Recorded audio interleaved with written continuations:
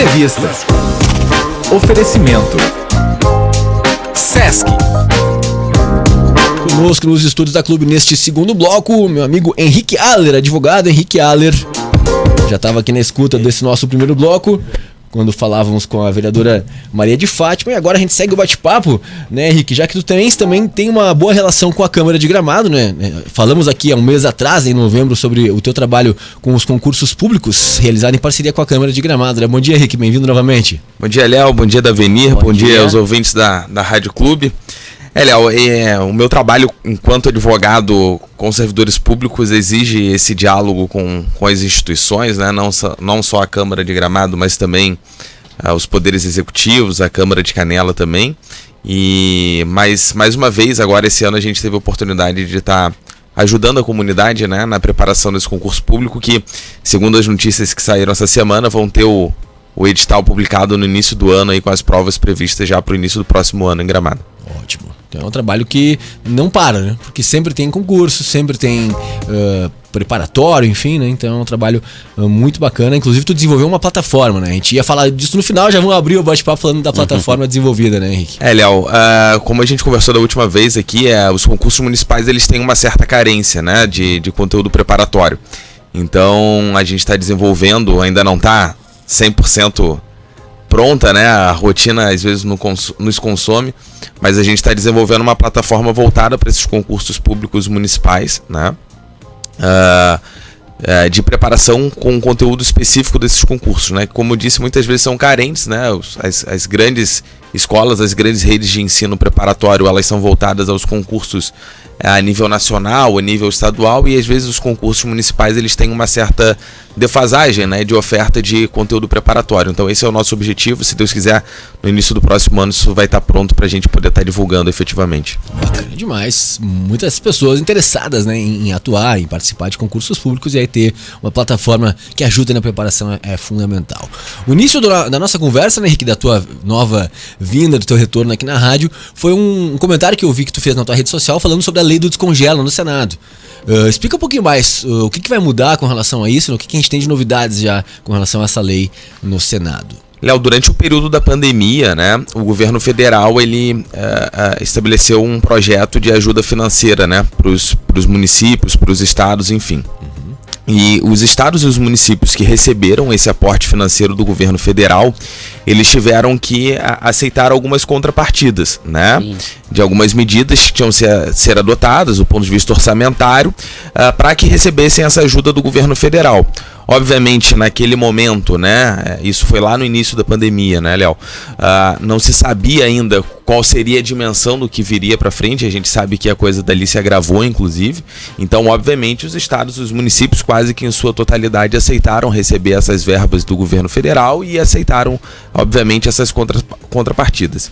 Infelizmente, Léo, uma das contrapartidas que foi estabelecida na Lei Complementar 173 foi que os estados e os municípios eles adotassem algumas posturas muito rígidas com os servidores públicos, especificamente com o congelamento do tempo de serviço, né? Então a gente sabe que os servidores públicos têm alguns benefícios que são atrelados ao tempo de serviço, né? Adicionais triênios, biênios, adicional por tempo de serviço, enfim.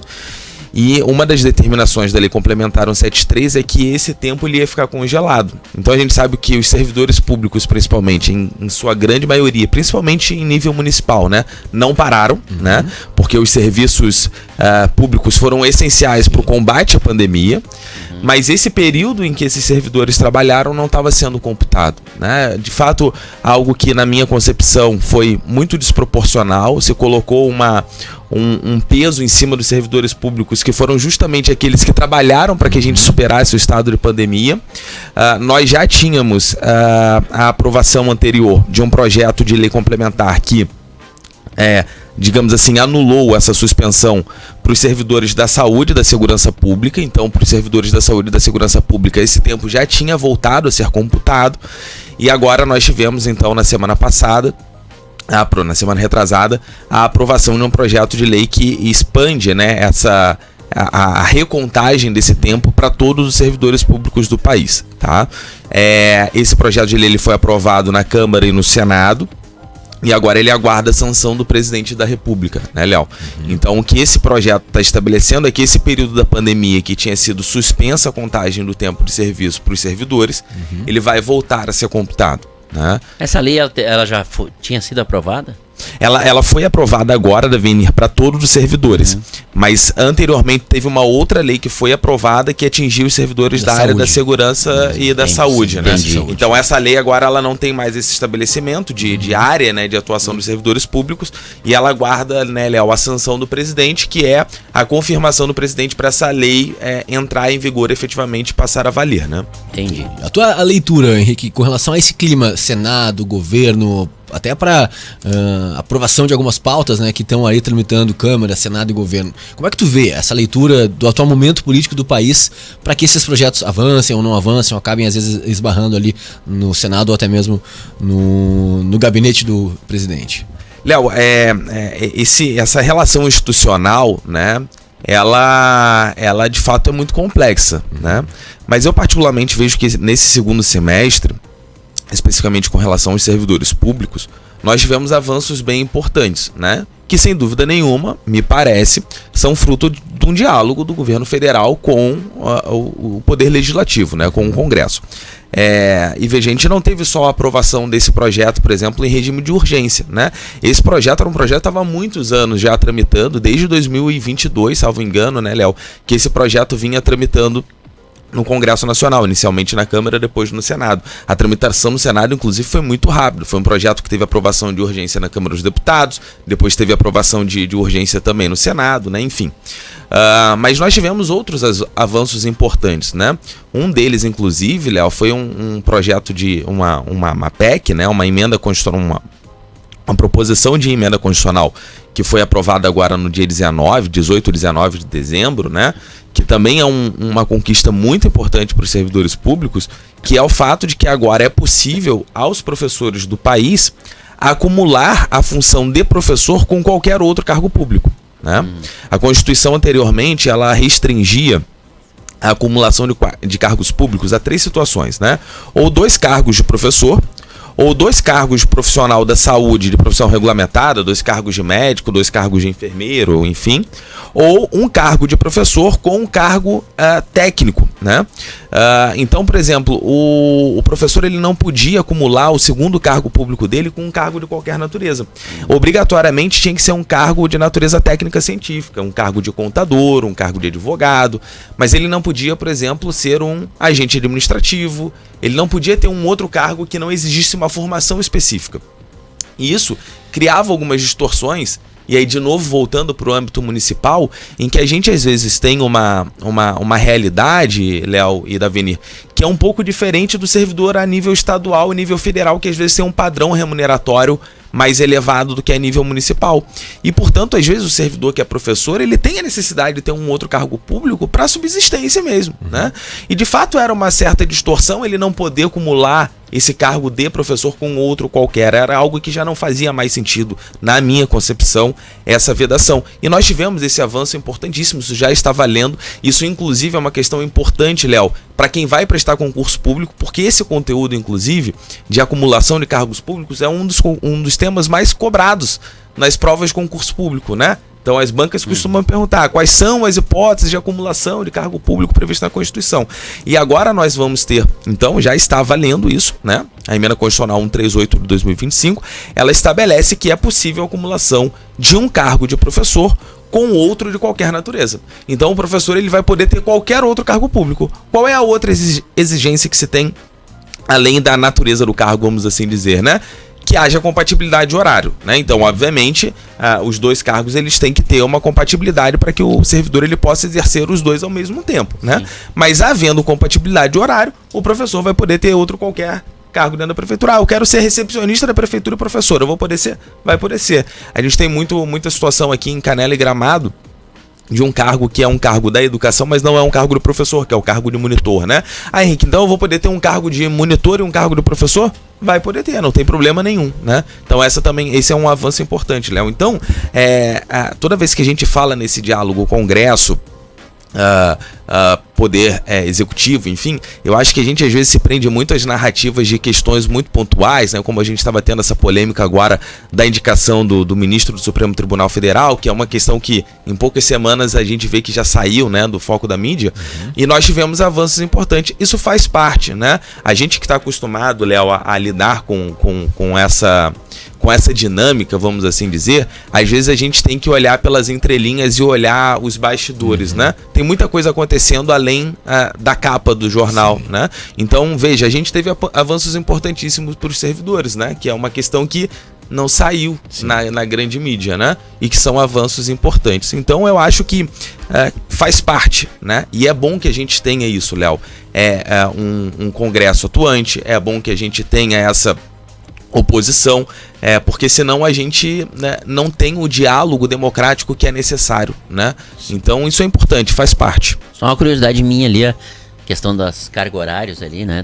Tem um número específico de carga horária? Um limite? Tu sabe, Davi, que se você perguntar, provavelmente até para muitos advogados, eles vão te falar que o limite da carga horária é de 60 horas. Se você botar na internet, tem muita coisa a dizer, muitas informações nesse sentido também, mas não existe uma limitação de número de horas. O que se exige é que exista compatibilidade. Então, posso ter 2 cargos de 40 horas, totalizam 80 horas semanais? Pode, desde que haja carga horária, né? Então, por exemplo, você pode ser professor e ter a sua matrícula vinculada ao turno noturno. Né? Se você tiver um outro cargo que seja diurno e com esse cargo noturno, não tem problema nenhum. A exigência é que haja compatibilidade de horário. Não existe uma limitação numérica para isso. Entendi. Vou fugir do assunto inicialmente combinado, viu, Henrique? O Estado do Espírito Santo está fazendo um teste, fechando supermercados aos domingos, agora acho que a partir de janeiro, né? Já como teste da futura escala 6x1. Eu queria que tu... O fim da escala 6x1, fim da escala 6x1, 5x2. 5x2, tendo esse dia fechado, né? Para testar como vai funcionar tanto para os empregadores como para os empregados. O que tu tem a dizer com relação a isso, né? Com relação à escala 5x2, né? E essas mudanças todas trabalhistas que a gente está vendo aí, talvez para o próximo ano. Léo, aí uma opinião muito pessoal. Eu acho que a gente já vive a realidade em muitos setores da escala 5x2 e a gente vê os benefícios que elas trazem para efeito de saúde do trabalhador, próprio desenvolvimento dos trabalhadores, várias pesquisas que mostram um nível de produtividade maior e etc. E eu acho que a gente acaba restringindo essa discussão do fim da escala 6x1 justamente para aquela classe trabalhadora que tem mais a necessidade efetivamente do descanso, que é aquela camada trabalhadora que faz o trabalho braçal, que faz o trabalho mais pesado e que de fato vem sentindo ao longo dos últimos anos o peso, né? E o que eu já comentei em outros momentos é o ônus que isso traz para a sociedade em geral, porque a gente vai ter um trabalhador adoentado que vai procurar o Sistema Único de Saúde e vai trazer despesa para todos nós, porque a gente vai ter que puxar a despesa desse trabalhador. A gente vai ter a situação dele não ter o convívio familiar, e a gente sabe que isso tem um impacto social muito significativo, e isso também recai depois sobre toda a sociedade. Então eu particularmente acho, Léo, que é uma conquista muito importante para isso, né? Principalmente se a gente quer que o país seja um país desenvolvido. Então eu particularmente defendo, né, o fim da escala 6x1, é uma opinião minha, pessoal, porque eu acho que ela, de fato, tende a trazer muitos benefícios para a sociedade como um todo, né? Então eu acho que é realmente algo que a gente tem que refletir. Não só, a gente ouve muitas vezes o discurso econômico, né? E eu não discordo disso, do impacto que isso eventualmente traga para o empresariado. A gente sabe que isso vai trazer um ônus, obviamente que vai, mas eu particularmente acho que a gente tende a ter como sociedade um benefício, né? Um bônus muito maior, né, com o fim da escala 6x1 do que um ônus propriamente dito, né? Aqui na nossa região turística, né, que talvez seja o maior desafio encaixar, né, o funcionamento dos estabelecimentos, né, que funcionam na grande maioria 7x7, com a sua escala de trabalho e as suas equipes no novo formato 5x2. E a gente sabe, né, Léo, principalmente aqui, que mesmo a gente tendo a escala 7x7, Sim. como você disse, muitas vezes os trabalhadores eles têm mais de um vínculo, né? Então a gente sabe que no momento de folga, inclusive, ele vai trabalhar em outro lugar para poder, né, ter uma renda suficiente para sobrevivência. Mas a gente sabe todos os problemas que isso traz também, né? Então, de fato, é um desafio, principalmente para quem está do outro lado, do empresariado, não tenho dúvida disso, né? Isso vai exigir uma organização muito maior, um planejamento, um controle muito maior. Isso provavelmente vai trazer um ônus financeiro também, né? Principalmente para nossa região aqui, que é turística. Mas eu acho que a gente tem que pensar no trabalhador também. Sim, na qualidade de vida, na saúde, né, do trabalhador.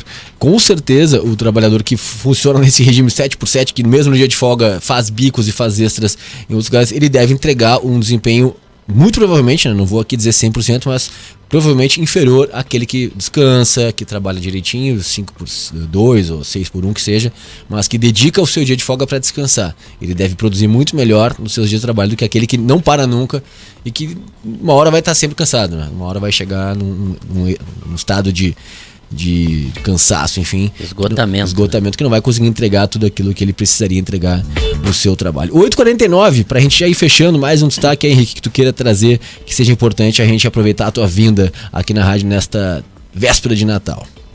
Léo, eu acho que fazendo um balanço do ano, né, foi um ano, como eu disse, penso eu, muito positivo para o serviço público, né? Nós temos pautas importantes aí para o início do próximo ano ainda. Espero poder estar aqui com vocês para a gente compartilhar essas futuras alterações e avanços, retrocessos, etc. Mas eu vou dar o destaque realmente para os concursos. Acho que ano que vem é um ano para o pessoal que quer ingressar na carreira pública muito importante, porque nós vamos ter aqui na nossa região concurso para quase todos os municípios, né? Então a gente tem já confirmado de Gramado, provavelmente no ano que vem sai o concurso de Canela, né? E a gente já tem a notícia de que outros municípios aqui vizinhos também estão com concursos programados. Bento, né? Anunciou vagas. Bento, Igrejinha, Três Coroas também deve estar tendo concurso aí no próximo ano, se não mais tardar no outro. Então é um momento, Léo, para realmente quem quer, né, conquistar esse espaço dentro do serviço público, focar, né, se dedicar. O concurso público ele exige isso, né? E nós vamos, se Deus quiser, aí estar nas próximas semanas aí divulgando a nossa plataforma para ajudar esse pessoal na conquista dessa tão sonhada vaga no concurso público. E aí tu vai voltar mais vezes aqui, né? A gente espera te receber muitas vezes em 2026, aproveitar todo esse teu conhecimento, tua bagagem para falar de questões políticas, questões importantes aí para os servidores, questões locais aqui também, aproveitar a visão aí e o conhecimento do amigo em mais ocasiões aqui na rádio, vai ser sempre um prazer te receber aqui. Muito obrigado, Léo, obrigado, Resta Davi. nos dizer então Feliz Natal, Feliz Ano Novo, né? Um bom início de ano e até a volta aí, né? O escritório tá parado, é recesso do judiciário. Recesso, uns diazinhos, né, Léo, para dar uma descansada. Volta Dia 5. Dia 5 de janeiro. A história volta, eu vou ficar uns diazinhos a mais ainda. Os prazos só voltam a correr no dia 20, né? Mas agradecer, Léo, agradecer a parceria da Rádio Clube, né? Agradecer realmente o espaço. Obrigado, Davenir, obrigado, Léo, a todos os ouvintes.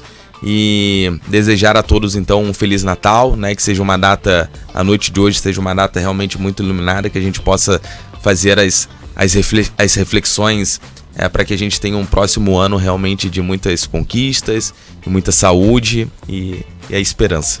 Excelente. Um abraço a toda a família lá, Henrique. Obrigado, Léo, igualmente. Obrigado, abraço, um rápido intervalo, a gente já volta para o último bloco de hoje aqui no Grande Jornal Regional. Grande Jornal Regional. Clube.